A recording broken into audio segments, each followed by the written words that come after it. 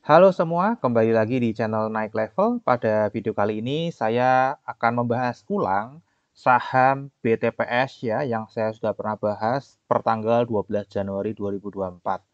Ya, hari ini harganya turun cukup dalam dan sedikit rame ya di forum. Jadi saya akan bahas update-nya kembali. Per hari ini harganya 1.265 ya. Terakhir saya update BTPS itu harganya masih di 1.700-an ya, jadi sudah turun cukup dalam dari video terakhir.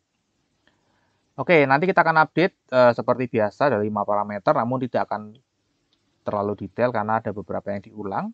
Ya, kita akan cek nanti dari kinerja harga sahamnya, kita akan update, kemudian akan update juga fundamental terbaru. Dari sisi analytics kita akan update juga yang terbaru, bantermologinya juga dari 5 poin ini kita akan update yang terbaru, dan nanti dari technical kita akan review pola teknikal sebelumnya dan pola teknikal yang terjadi saat ini dan kedepannya akan kemana arah harga sahamnya. Ya ini masih sama tonton ya, karena harganya turun jadi 130% dari harga IPO saat ini mendekati harga IPO-nya. Kalau kita lihat performance harga sahamnya ini juga kompak negatif ya, saya yakin semua yang pegang BTPS ini sedang floating minus kecuali kalau teman-teman pegang dari harga IPO. Ya, untuk di tahun 2024 ini aja udah turun 25% teman-teman ya. Dan tertingginya terakhir pernah di 2350, terendahnya di 1325. Ya, jadi ini tembus harga terendah setahun terakhir teman-teman ya. Dan kalau kita lihat ya di range harganya ini benar-benar rapi ya, di kiri semua.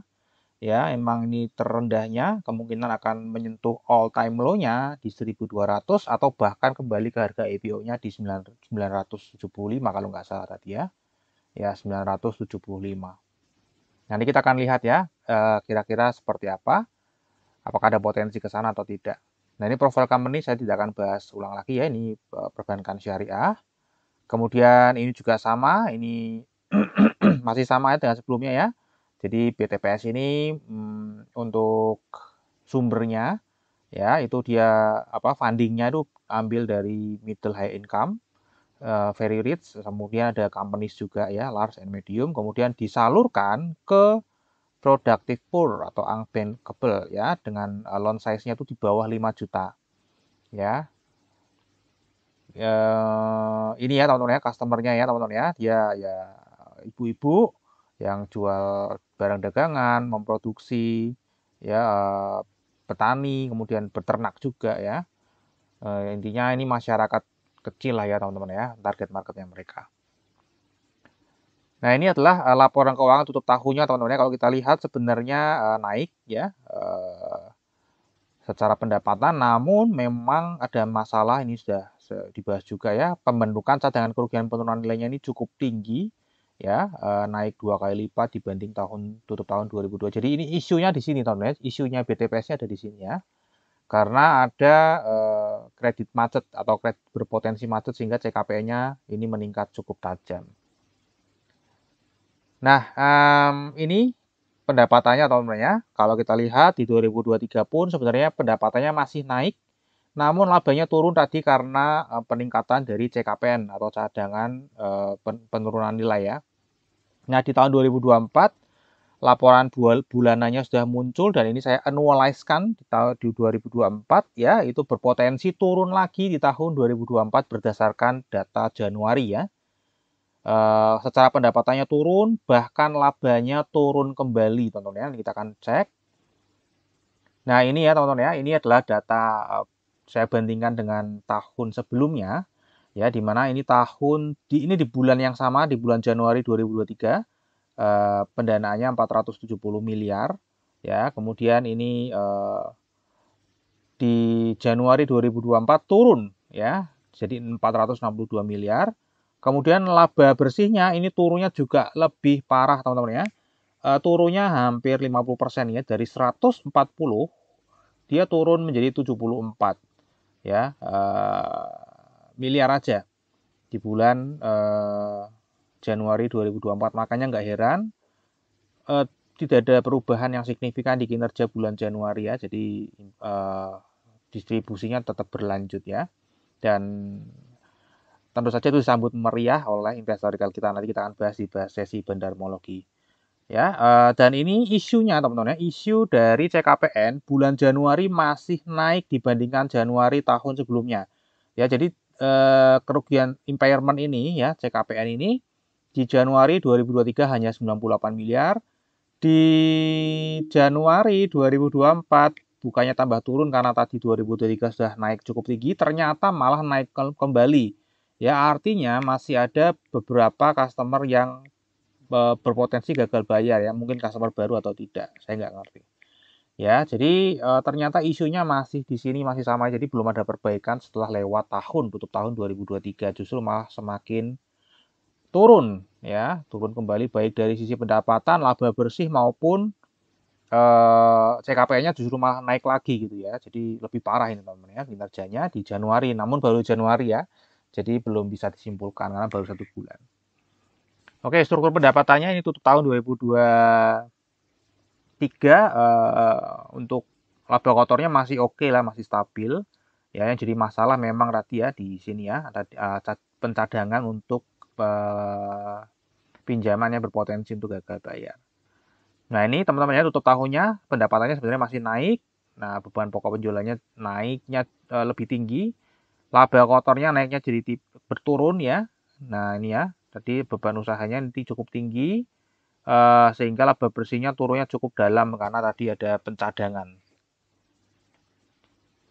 Untuk valuasinya ya ini jadi lebih murah lagi dibandingkan video saya yang sebelumnya. Di video saya yang sebelumnya itu valuasinya wajar ya. Nah, ini adalah PBV termurahnya BTPS ya sejak tahun 2018 ya 1,1 di mana biasanya diperdagangkan di 3,73 teman-teman ya. Jadi ini sangat jauh teman-teman ya dibandingkan dengan rata-ratanya. Kalau kita lihat juga secara pair ini juga turun ya, turun hampir setengahnya di mana rata-ratanya di 19. Ini sekarang ada di pairnya cuma 9 saja. Dan untuk earning yield-nya ini memang masih yang tertinggi dan ini sekarang berada di harga wajarnya di mana sebelumnya di bulan Januari saya review itu masih di atas harga wajarnya sedikit. Ya. Dan ini adalah harga wajar update terbaru ya per kuartal 4 2023. Ini yang sebelumnya saya tampilkan lagi supaya untuk membanding. Ya, di mana waktu itu harga wajarnya dengan kondisi keuangan kuartal 3 itu ada di 1150 sampai 1700 ya. Dan setelah update laporan keuangan turun menjadi 935 karena performance-nya turun ya ke 1400. Jadi untuk fair value-nya nih ikut turun. Harganya turunnya melebihi lebih dalam daripada penurunan fair value-nya sehingga saat ini harganya berada di range harga wajarnya karena sebelumnya di atas harga wajarnya tipis. Ya, jadi ini masih di harga wajarnya dan harga wajar batas bawahnya ini adalah harga IPO-nya, teman-teman ya. Di 935 atau 975 di bawah harga IPO-nya. Jadi kemungkinan ada potensi ke sana ya. Nanti kita lihat kalau muncul kinerja bulan Februari dan masih sama, ya, pasti akan tembus ya ke all time low-nya dulu minimal 1.200. Nanti kalau Maret tembus lagi kuartal 1 muncul masih sama ya, dia akan kembali ke harga IPO-nya. Untuk dividen ini masih sama ya, dia rutin bagi dividen sejak 2020. Kemudian untuk estimasinya ini berubah teman-teman ya, karena ininya turun ya 140. Asumsi saya akan memberikan dividen 40% atau 56 sehingga di harga saat ini ya, ini harga saat ini teman-teman ya, kalau harga belinya di atas ya mungkin lebih rendah. Untuk harga beli saat ini itu 4,4% ya masih oke lah ya. Di mana Big Bank juga sekitar 4 sampai 5%. Nah, untuk kesehatan finansialnya kita update ya, untuk KPMM-nya ini bagus, dia jauh di atas standar ya, 50%, namun kalau kita lihat ini turun, ya dari 52% turun menjadi 50%. Aset bermasalahnya naik, ya, aset produktif bermasalahnya naik, kemudian cadangan tadi ya naik ya, naik, kemudian NPF gross-nya juga naik, meskipun kalau kita lihat NPF gross-nya itu ya masih tipis lah ya, di bawah 3% tipis, bentar lagi dia di bawah standar. Untuk netnya masih oke karena memang dijaga dengan tadi ya CKPN-nya, ROA, ROE, ROE-nya 13%. Ya, untuk NOM-nya 6 ini sebenarnya di atas rata-rata atau di atas standar, karena memang BTPS ini tadi ya, dia mengincarnya memang yang beresiko tinggi ya. Jadi ini pinjaman yang diberikan BTPS ini tanpa agunan teman-teman ya, nggak ada agunannya karena kan tadi ya target marketnya adalah masyarakat ibu-ibu ya, mikro. Dengan usaha mikro dia pastinya nggak ada jaminan ya, hanya menggunakan sosial saja. Ya, untuk CIR-nya sebenarnya masih oke ya, CIR masih oke. Boponya ini cukup tinggi ya naiknya, meskipun masih ini jadi standar ya, dulunya bagus, sekarang turun menjadi standar. Ya, kemudian FDR-nya ini masih oke ya dalam batas wajar. Ya, jadi secara overall ya sebenarnya masih bagus secara overall. Cuman dibandingkan dengan 2022 memang ada penurunan ya. Nah, untuk seasonality kita update lagi ya. Nah, ini ya teman-teman, 3 bulan berturut-turut harganya turun. Ya, memang sih secara seasonality memang potensi naiknya tidak tinggi di bulan Januari sampai Maret ya. Nanti di April pun hanya 60%. Ya, ini berpotensi naik nanti di Juni. Jadi mulai Juni ke belakang ini ya berpotensi naik ya. Agustus selalu pasti naik ya secara seasonality ya. Oktober 83%, November 83%. Ya, jadi memang sampai Mei mungkin masih bisa turun lagi ya. Namun ini sudah strict ya, sudah 3 kali berturut-turut dalam 3 bulan turun. Nah, untuk struktur kepemilikan sahamnya ini saya coba bandingkan ya seperti ini. Tidak banyak berubah. Yang berubah ini sih good news ya. Yang berubah adalah komisaris dan direksinya menambah jumlah kepemilikannya.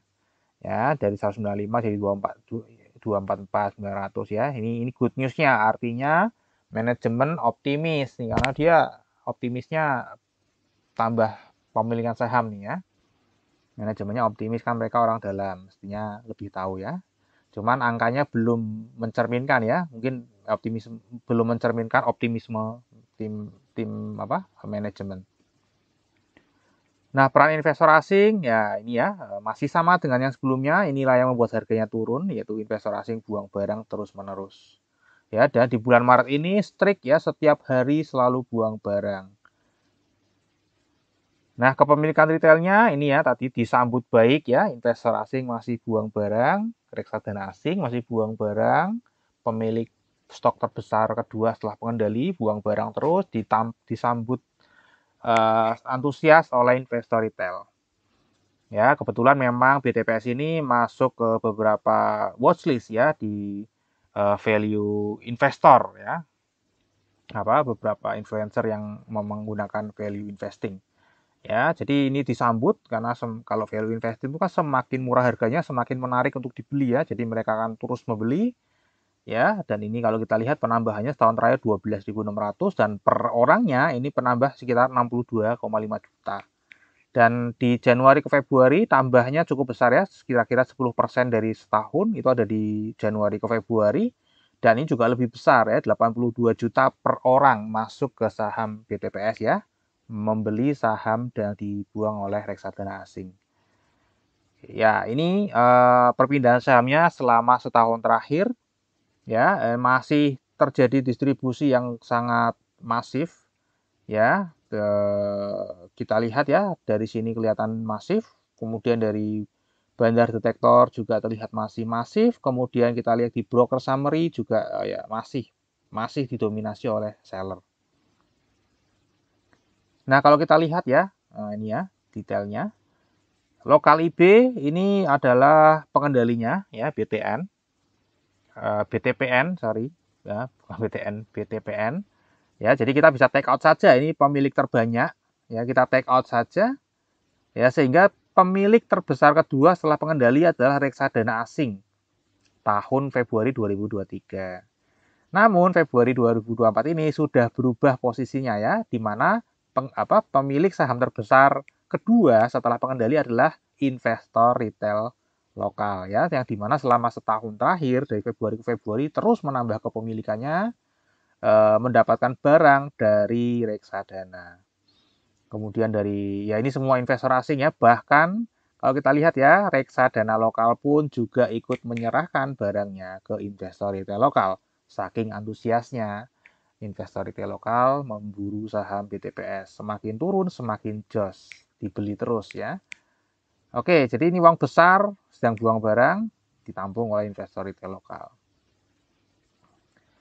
Kemudian untuk month to date ini juga masih sama tadi ya, big distribution. Di sini juga masih big distribution. Kita lihat broker summary-nya juga masih antusias sekali investor retail lokal membeli YP, XE, CC, SQ ya. Antusias banget ya, semuanya membeli di sebelah kiri ya, menampung sahamnya. Nah, kita lihat ya ini per hari ini teman ya, dari turun 6,30%. Kita lihat apakah akan turun kembali ya. Nah, saya prediksi ini akan kemungkinan akan turun ke 1250. Kenapa? Kenapa harganya bisa turun terus? Ketika uang besar mau buang barang ya, mereka butuhkan tuh apa? Nah, ini saya sedikit sharing ya. Ketika uang besar mau buang barang, yang mereka butuhkan adalah likuiditas.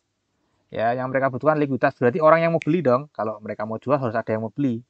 Cilakanya, ya, ini uang besar mau jual semua, namun uang besar lokal juga ikut mau jual.